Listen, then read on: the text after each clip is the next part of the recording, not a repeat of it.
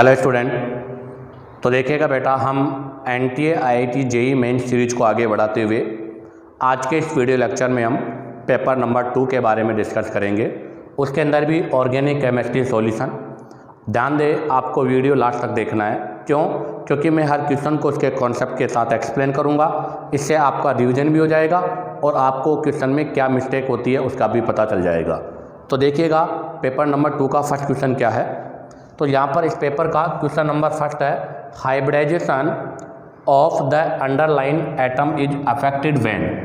अर्थात ये जो आपके एग्जाम्पल्स हैं इनमें ये अंडरलाइन है, इन अंडरलाइंस की जो हाइब्रिडाइजेशन है वो स्टेट चेंज होगी या नहीं होगी। अफेक्टेड व्हेन, अफेक्टेड बताना है इन रिएक्शंस पर। तो आपके पेपर फर्स्ट का क्वेश्चन भी सिमिलर यही था, सेकेंड क्वेश्चन भी यही है। CH3COOH is carboxylated. तो ध्यान दें आप, CH3C डबल बॉन्ड OH, इसका हम क्या करेंगे, डिकार्बोक्सिलेशन। तो soda lime NaOH plus CaO के साथ 3:1 में जब इसको करेंगे ये सोडियम सॉल्ट में कन्वर्ट हो जाएगा। यहाँ से CO2 गैस रिमूव हो जाएगी और CO2 गैस के रिमूव होने से ये CH4 मीथेन में कन्वर्ट हो जाएगा। अभी देखिएगा ये सिंगल बॉन्डेड है, sp3 हाइब्रिडाइज है और आफ्टर रिएक्शन भी sp3 है। यहाँ पर इसके हाइब्रिडाइजेशन पे कोई भी इफेक्ट नहीं हो रहा, तो फर्स्ट ऑप्शन तो रॉन्ग है। CH3CH2OH is dehydrated. ध्यान दें, आपका जो सेकेंड ऑप्शन है उसके अंदर डिहाइड्रेशन की कंडीशन है। डिहाइड्रेशन, आपको पता है dehydration are the part of beta elimination. बेटा ये बीटा इलिमिनेशन का पार्ट है जहाँ से वाटर मॉलिक्यूल्स रिमूव हो जाएगा और ये होगा कंसर्टेड H2SO4 की प्रेजेंस में। तो यहाँ से HOH रिमूव हो जाएगा और HOH रिमूव होने से यहाँ पर CH2 double bond CH2 alkene का फॉर्मेशन होगा। अब आप देखो इस कार्बन के साथ में सिंगल बॉन्ड है तो यहाँ पर हाइब्रिडाइजेशन sp3 है, बट आप देखो यहाँ पर पाई बॉन्ड आ गया और पाई बॉन्ड आ गया तो हाइब्रिडाइजेशन क्या हो गया, sp2। अर्थात यहाँ पर हाइब्रिडाइजेशन चेंज हो गया। तो बताओ इस क्वेश्चन का आंसर क्या होगा बेटा, B। अब देखिएगा CH3 इज क्लोरीनेटेड। आपका ये इथेन है, इस इथेन पे ये कार्बन है, इसका क्लोरीनेशन करवाना है। अर्थात ये आपका फ्री रेडिकल सब्स्टिट्यूशन है जहाँ पर इंटरमीडिएट फ्री रेडिकल बनेगा। तो जैसे यहाँ से हाइड्रोजन रिमूव होगा क्लोरीन इस पर आकर ऐड हो जाएगा तो CH3CH2। तो मैं इस वाले कार्बन पे कर देता हूँ। तो यहाँ से इस कार्बन पे हाइड्रोजन रिमूव होकर क्लोरीन आ जाएगा। अभी भी यहाँ पर इसके अराउंड सिंगल बॉन्ड है, इसका हाइब्रिडाइजेशन sp3 है और इसका हाइब्रिडाइजेशन भी sp3 है। अर्थात हाइब्रिडाइजेशन पे कोई भी इफेक्ट नहीं है। इसका मतलब ये आंसर भी रॉन्ग है। Fourth, C6H6 is नाइट्रेटेड। अर्थात बेंजीन है, ये बेंजीन है, इस बेंजीन का हमें नाइट्रेशन करवाना है। Concerted H2SO4 in presence of concerted HNO3, concerted HNO3 in presence of concerted H2SO4।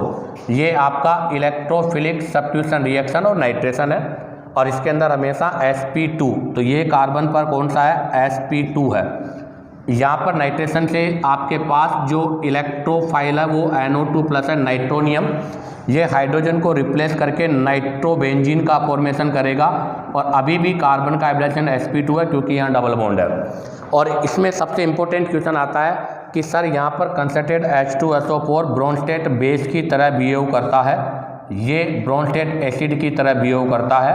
अर्थात H2SO4 प्रोटॉन डोनर है और आपका कंसर्टेड HNO3 यहाँ पर प्रोटॉन एक्सेप्टर की तरह बिहेव करता है। तो इस क्वेश्चन का आंसर क्या होगा बेटा, B। अब आप चाहो तो स्क्रीनशॉट ले सकते हो।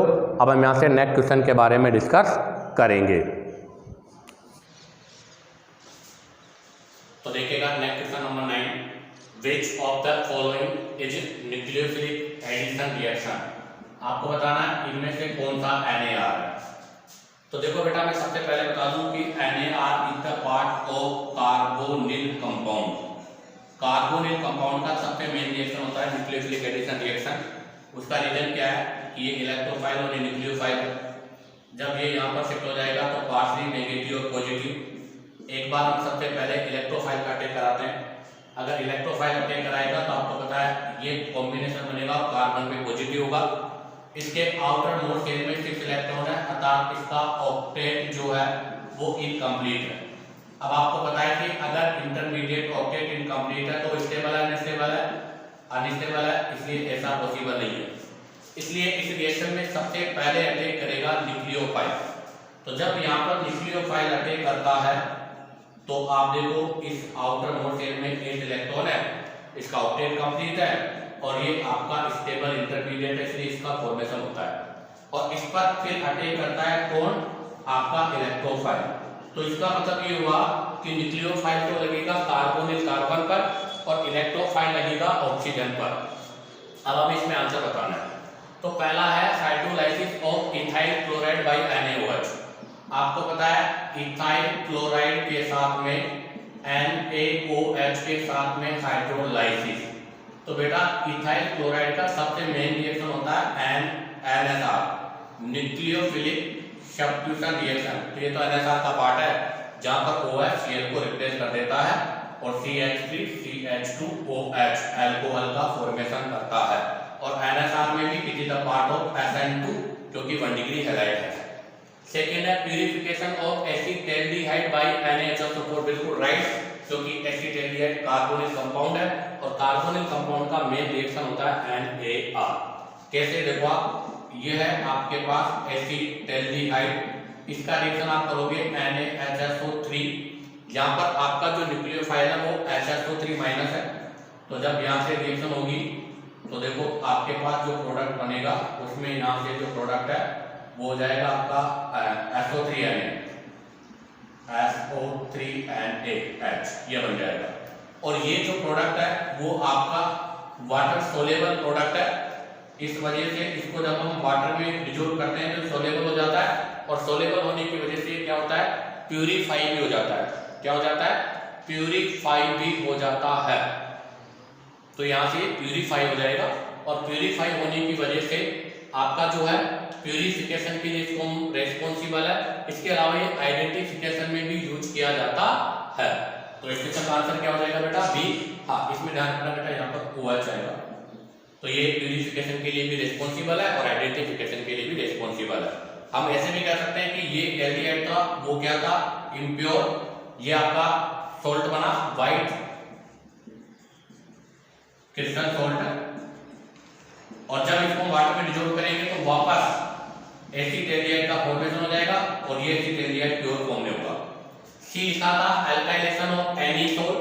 एनीसोल का अल्काइलेशन, तो बेटा ये तो ESR के लिए रिस्पॉन्सिबल है, इलेक्ट्रोफिलिक सब्स्टिट्यूशन रिएक्शन है, क्योंकि रिंग पर हमेशा ESR होता है। और डीकार्बोक्सिलेशन ऑफ एसिटिक एसिड, यहाँ पर तो इंटरमीडिएट फ्री रेडिकल बनता है। तो ये भी आपका कौन सा पोर्शन नहीं है? न्यूक्लियोफिलिक एडिशन का पोर्शन नहीं है।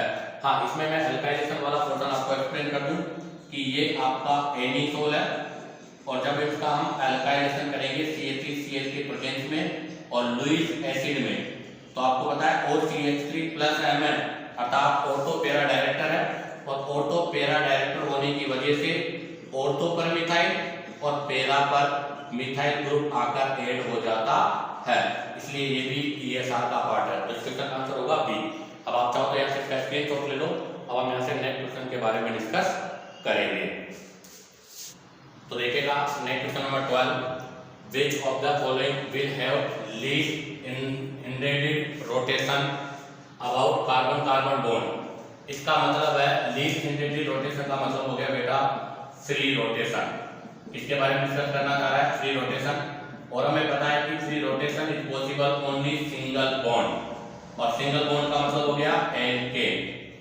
क्यों? क्योंकि सर डबल बॉन्ड और ट्रिपल बॉन्ड पर तो हमेशा रेस्ट्रिक्टेड रोटेशन होता है और रेस्ट्रिक्टेड रोटेशन की वजह से इन पर GI पॉसिबल होती है, जबकि सिंगल बॉन्ड में एल्केन जो है उस पर फ्री रोटेशन की वजह से यहाँ पर आपका कन्फर्मेशन आइसोमेरिज्म पॉसिबल होता है।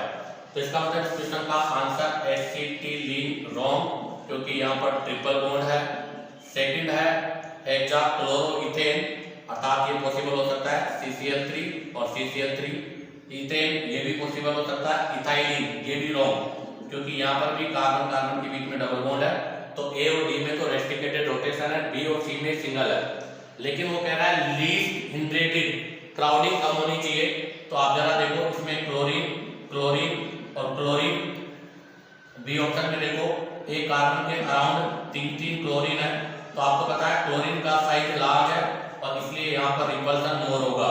तो क्या लिखेंगे, due to large size of chlorine more repulsion होता है, इस वजह से यहाँ पर भी फ्री रोटेशन जो है वो पॉसिबल नहीं है, पॉसिबल नहीं है। तो इसका मतलब क्या हुआ, इथेन इसका आंसर होगा, क्योंकि इथेन में कार्बन के साथ में हाइड्रोजन है और हाइड्रोजन का साइज स्मॉलर है, इसलिए यहाँ पर फ्री रोटेशन पॉसिबल है।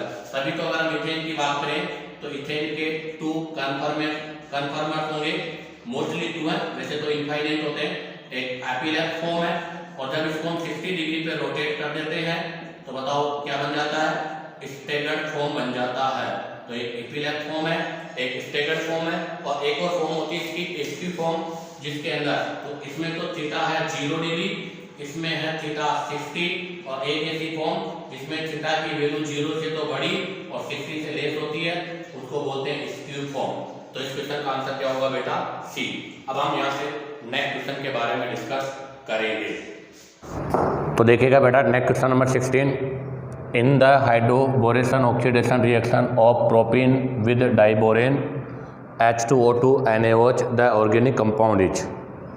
तो एल्कीन है, इस एल्कीन पर हम एडिशन ऑफ वाटर, ध्यान रखना एल्कीन जो होता है उस पर एक रिएक्शन होता है एडिशन ऑफ वाटर, और ये एक EAR इलेक्ट्रोफिलिक एडिशन रिएक्शन है, एडिशन ऑफ वाटर, जिसके लिए हम जनरली 3 टाइप के रिएजेंट्स यूज करते हैं। एक तो हम यूज करते हैं H2O water in presence of acid dilute H2SO4 के साथ, डाइल्यूट H2SO4 के साथ, इसको हम एसिड हाइड्रेशन भी बोलते हैं, एसिडिक हाइड्रेशन।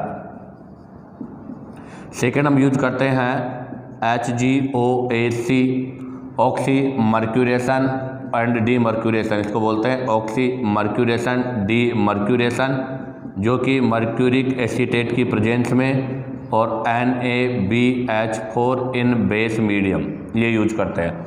2 स्टेप्स में होता है, एक में ऑक्सीडेशन ऑक्सी मर्क्यूरेशन होता है और एक में डी मर्क्यूरेशन होता है।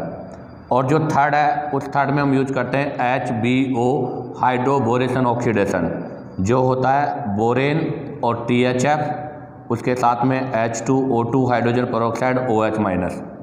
अब ध्यान रखना एडिशन ऑफ EAR एक मतलब एडिशन ऑफ वाटर एक EAR रिएक्शन है, इलेक्ट्रोफिलिक एडिशन रिएक्शन। यहाँ पर इंटरमीडिएट कार्ब कैटाइन बनता है, यहाँ पर इंटरमीडिएट साइक्लिक कैटाइन का फॉर्मेशन होता है और यहाँ पर इंटरमीडिएट नहीं, यहाँ पर ट्रांजिशन स्टेट बनता है। तो यहाँ पर जो है MKW मार्कोनी रूल का फॉलो होता है, यहाँ पर भी आपके MKW का फॉलो होता है, बट यहाँ पर आपके anti MKW anti Markovnikov rule का फॉलो होता है। क्या होता है मार्कोनी एंटी मार्कोनी, तो मार्कोनी ने कहा था कि न्यूक्लियोफाइल हमेशा मोर क्राउडेड कार्बन पर ऐड होगा और एंटी मार्कोनी में वो लेस क्राउडेड पर होगा। तो इसका मतलब यहाँ पर जनरली 3 डिग्री एल्कोहल का फॉर्मेशन होता है, MKW इसमें जनरली 2 डिग्री का होता है और इसमें जनरली 1 डिग्री का होता है, क्योंकि यहाँ पर तो क्या है रीअरेंजमेंट पॉसिबल है, जबकि यहाँ पर अगर मैं बात करूँ तो यहाँ पर रीअरेंजमेंट पॉसिबल नहीं है। इसलिए ध्यान रखना ऑक्सी मर्क्यूरेशन डीमर्क्यूरेशन में रीअरेंजमेंट नहीं होता, इसलिए वहाँ पर जनरली 2 डिग्री होता है, जबकि इसमें रीअरेंजमेंट होने की वजह से जनरली 3 डिग्री होता है। जबकि क्वेश्चन में हाइड्रोबोरेशन ऑक्सीडेशन है, एंटी मार्कोनी लगेगा तो यहाँ पर 1 डिग्री एल्कोहल का फॉर्मेशन होगा। अब देखिएगा हमारा क्वेश्चन क्या था, प्रोपीन। तो देखिएगा हमारा क्वेश्चन क्या था, यहाँ पर हम प्रोपीन ले रहे हैं, तो मैंने आपके ये प्रोपीन ले लिया और आपका जो मार्कोनी रूल लगता है वो भी आपके अनसिमेट्रिकल पर ही अप्लाई होता है। तो मैंने ये प्रोपीन लिया है और प्रोपीन क्या है, अनसिमेट्रिकल है और अनसिमेट्रिकल की प्रेजेंस में ही मार्कोनी और एंटी मार्कोनी रूल लगेगा। अब यहाँ पर हम एडिशन करेंगे किसका, डाइबोरेशन वाले का, तो एडिशन ऑफ वाटर होगा इन प्रेजेंस ऑफ किसकी, BH3O की प्रेजेंस में। तो मैं इसको डायरेक्ट लिख देता हूँ। तो ये रिएक्शन मैं करूँगा BH3THF के साथ। तो फर्स्ट स्टेप में क्या होगा, ट्रांजिशन स्टेट का फॉर्मेशन होगा। और ये और बता दूँ सिन एडिशन है दोनों ग्रुप आपके वन साइड अटैच होते हैं, जबकि ये वाला जो है सिन एडिशन नहीं एंटी एडिशन होता है। इसमें दोनों ग्रुप आपके अपोजिट साइड, अर्थात इलेक्ट्रोफाइल न्यूक्लियोफाइल अपोजिट डायरेक्शन से ऐड होंगे, इसमें सेम डायरेक्शन से ऐड होंगे। तो आप देखिएगा यहाँ पर आपका जो होगा एडिशन, उसमें यहाँ पर H हो जाएगा, यहाँ पर BH2 हो जाएगा। ये रिपीटिशन होता रहेगा और रिपीटिशन होने से जो प्रोडक्ट बनेगा वो बनेगा ट्राई एल्किल बोरेन। तो यहाँ पर आपके पास ट्राई एल्किल बोरेन का फॉर्मेशन हो जाएगा। और जब इसका हम हाइड्रोजन पेरोक्साइड के साथ बेसिक मीडियम में क्या करेंगे, ऑक्सीडेशन करेंगे, ऑक्सीडेशन, तो यहाँ से आपके पास अल्कोहल का फॉर्मेशन हो जाएगा। तो सर यहाँ पर बनेगा प्रोडक्ट प्रोपेनॉल। तो बताओ इसका आंसर क्या होगा? फर्स्ट आंसर इसका राइट है। अब आप चाहो तो यहाँ से स्क्रीनशॉट ले सकते हो। अब हम यहाँ से नेक्स्ट क्वेश्चन के बारे में डिस्कस करेंगे। तो देखिएगा next question number 20, the IUPAC name of the compound is. आपको ये जो कंपाउंड गिवन है इसका IUPAC नेम बताना है। तो सिंपल कंपाउंड है, आप देखो इसमें कोई भी फंक्शनल ग्रुप नहीं है और इसके अंदर कोई भी बॉन्ड भी नहीं है, फंक्शनल ग्रुप भी नहीं है, बॉन्ड भी नहीं है, ओनली सिंगल चेन है। तो इसमें सबसे पहले selection of the longest carbon chain, तो selection of the longest carbon chain. अब आता है नंबरिंग। अगर हम इधर से नंबरिंग करते हैं तो 1 2 3, फर्स्ट अप टू 10 3 पर आ रहा है, और इधर से नंबरिंग करते हैं तो 2 पर आ रहा है। तो इसकी नंबरिंग हो जाएगी 1 2 3 4 5 6। अब आप देखो 2 पर क्लोरो है, 3 पे ब्रोमो है, 4 पे आइडो है। अकॉर्डिंग टू अल्फ़ाबेट में सबसे पहले ब्रोमो आएगा, तो हम लिखेंगे 3 ब्रोमो। उसके बाद में क्लोरो और आइडो में से क्लोरो आएगा, तो 2 क्लोरो, और उसके बाद में 4 पर है आइडो, 4 आइडो। और टोटल कितने कार्बन का चेन है? 6 कार्बन का। तो 6 कार्बन के चेन के लिए हम क्या लगा देंगे? हेक्सेन। तो इसका नाम हो जाएगा 3 ब्रोमो 2 क्लोरो 4 आइडो हेक्सेन। फर्स्ट में 4 ब्रोमो रॉन्ग, सेकेंड में 3 ब्रोमो 2 क्लोरो 4 आइडो हेक्सेन। तो इसका आंसर हो जाएगा बेटा बी। अब आता है क्वेश्चन नंबर 25। ये इंटीजर क्वेश्चन है, इसमें आपको ऑप्शन नहीं मिलेगा, इसमें आपको खुद को आंसर लिखना है, और आंसर भी पॉइंट के बाद में 2 डिजिट तक। तो the number of green house gases in the following is. ध्यान रखना, इन्वायरमेंटल केमिस्ट्री का क्वेश्चन है ये, इन्वायरमेंटल केमिस्ट्री का क्वेश्चन है। आपको बताना है इनमें से कौन कौन सी गैस है ग्रीन हाउस गैस है। तो CO2 carbon dioxide green house gas है, O2 नहीं है, N2O है, मीथेन है,